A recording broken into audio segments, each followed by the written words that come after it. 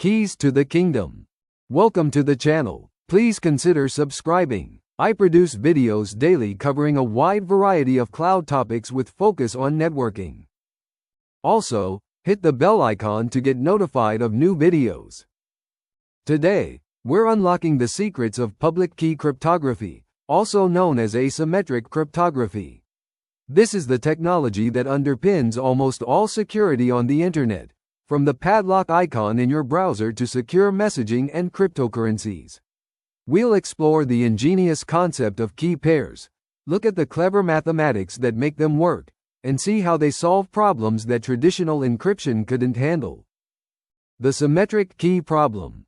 Before we can appreciate public key cryptography, we have to understand the fundamental problem with its predecessor, symmetric cryptography. As we've discussed with ciphers like AES and SHA-20, symmetric encryption is fast and powerful. But it has a huge logistical challenge. Both the sender and the receiver must have the exact same secret key. This leads to the key distribution problem. How do you securely get that shared secret key to the other person in the first place? If you send it over an insecure channel, an eavesdropper can intercept it, and your entire secure conversation is compromised.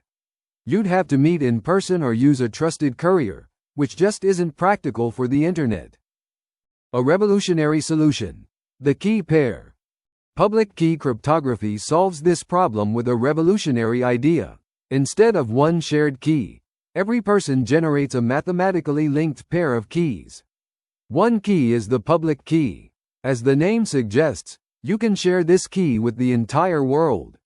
There is nothing secret about it. The other key is the private key.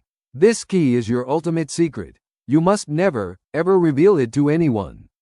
The magic is in their relationship. What one key in the pair encrypts, only the other corresponding key can decrypt. This simple but profound concept completely changes the game of secure communication. Symmetric versus asymmetric cryptography. Let's do a quick side-by-side comparison. Symmetric cryptography uses a single, shared key for both encryption and decryption. It's like having a single key for a safe deposit box that both you and a friend share. It's incredibly fast, making it great for encrypting large amounts of data. Its main weakness is the key distribution problem. Asymmetric cryptography uses a key pair, a public and a private key. It's much slower than symmetric cryptography, often by a factor of 1,000 or more. However, its huge advantage is that it completely solves the key distribution problem. As we'll see later, the most effective systems use a hybrid approach to get the best of both worlds. The magic behind it. Trapdoor functions. How is it possible for one key to be public without compromising the private one? The answer lies in a mathematical concept called a trapdoor function, or more generally, a one-way function. This is an operation that is very easy to perform in one direction but is computationally infeasible to reverse. Think of mixing two colors of paint. It is easy to mix blue and yellow to get green, but it is practically impossible to take a bucket of green paint and perfectly separate it back into its original blue and yellow components. Public key algorithms are built on these mathematical trapdoors. The public key allows you to perform the easy, one-way operation, but only the person with the private key has the secret trapdoor information needed to reverse it. The first titan. RSA cryptography. The most famous implementation of a trapdoor function is the RSA algorithm, named after its inventors Rivest, Shamir, and Adelman. The one-way function behind RSA is integer factorization. Here is the logic. It is trivial for a computer to take two extremely large prime numbers and multiply them together to get a massive product. That is the easy, forward direction. However, if you only have the massive product, the task of finding the two original prime factors is one of the hardest problems in mathematics. It is computationally impossible for even the most powerful supercomputers if the primes are large enough. In RSA, the product forms part of the public key, while the original prime numbers form the secret trapdoor, the private key. The modern challenger. Elliptic curve cryptography. A more modern and efficient approach is elliptic curve cryptography, or ECC. Instead of factoring large numbers, ECC's trapdoor function is based on a different mathematical problem called the elliptic curve discrete logarithm problem. Imagine a point on a specific, curved line. The math of elliptic curves allows us to add this point to itself repeatedly.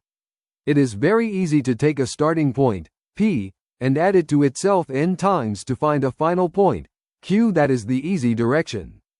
However, if an attacker only knows the starting point P and the ending point Q, it is computationally infeasible for them to figure out n, that is, the number of times you added the point to itself. In ECC, n is the private key, and the final point Q is the public key. RSA versus ECC, the efficiency battle. So why has ECC become so popular, especially for modern applications? The answer is efficiency. To achieve the same level of security, ECC requires significantly smaller keys than RSA. For example, a 256-bit ECC key provides a similar level of security to a massive 3072-bit RSA key. This has huge practical implications. Smaller keys mean less data to store and transmit, and faster calculations. This makes ECC the perfect choice for resource-constrained devices like mobile phones and IoT sensors, and it's a key reason why it's used in everything from TLS 1.3 to Bitcoin. Confidentiality, encryption. Let's look at the first major use case: sending a secret message. Imagine Alice wants to send a confidential message to Bob. She starts by getting Bob's public key, which he can freely share with her over any channel. Alice then uses Bob's public key to encrypt her message. The message is now scrambled. The crucial part is that once it's encrypted with Bob's public key, it can only be decrypted by Bob's corresponding private key. Even Alice, who just encrypted it, can't decrypt it. She sends the ciphertext over the internet. An eavesdropper might intercept it, but without Bob's private key, it's just meaningless gibberish. When Bob receives it, he uses his own private key to easily decrypt it and read the original message. Confidentiality is achieved. Use case 2. Authenticity, meaning digital signatures. The second use case is equally important, proving that a message is authentic. This process is accomplished using a digital signature. In this scenario, Alice wants to send a contract to Bob and prove that it truly originated from her and has not been altered. First, she creates a condensed version of the message, known as a hash. Then, she uses her own private key to encrypt this hash. This encrypted hash becomes her digital signature. She attaches this signature to the original message and sends both to Bob. Bob receives both the message and the signature. To verify it, he uses Alice's public key, which is universally available, to decrypt the signature. If it decrypts successfully, he knows it must have been created with Alice's private key. He then calculates his own hash of the received message and compares it to the decrypted hash from the signature. If they match, he has absolute proof that the message originated from Alice, confirming its authenticity, and that it was not changed in transit, thus ensuring its integrity. The best of both worlds. Hybrid encryption. We mentioned that asymmetric cryptography is very slow. So how do we use it to secure large amounts of data, like a video stream? We use a hybrid approach. This is exactly how protocols like TLS, the S in HTTPS, work. The client and server use the slow, powerful asymmetric cryptography only at the very beginning of the conversation. The goal of this initial step is to perform a secure key exchange, to agree upon a brand new, temporary symmetric key. Once both sides have this shared secret, they switch over to using a fast symmetric cipher like AES-GCM or Cha-Cha Poly for the rest of the conversation. This gives us the best of both worlds: the key distribution power of asymmetric crypto and the raw speed of symmetric crypto. Conclusion: the foundation of trust. Public key cryptography is truly one of the greatest innovations in the history of communication. It solved the age-old problem of key distribution, allowing two parties to establish a secure channel over an insecure network.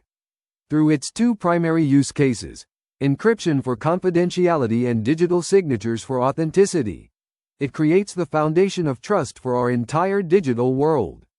From the simple act of browsing a secure website to the complex world of blockchain, the elegant dance of public and private keys is what keeps our information safe. Thank you for your attendance. Please consider subscribing to the channel.